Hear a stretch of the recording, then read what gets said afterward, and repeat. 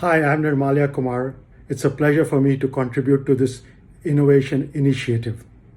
Innovation is novelty in product, service, process, or business model, something that is new and different for the world. In business, it is not enough just to be new. For an innovation to be successful, it must create value for consumers as well as shareholders. That is, it satisfies customers at a profit for the firm.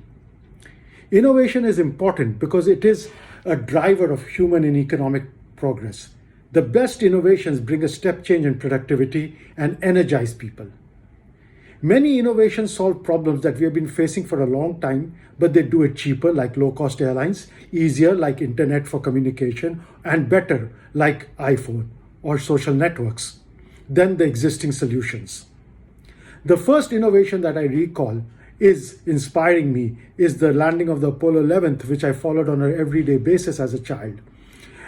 Now, this brings me to the observation that any major innovation is a team effort by people with a variety of skills and a confluence of many technologies, some existing and some new, that have been brought together in a unique value-creating manner. And in order to succeed sooner, one must learn to fail early.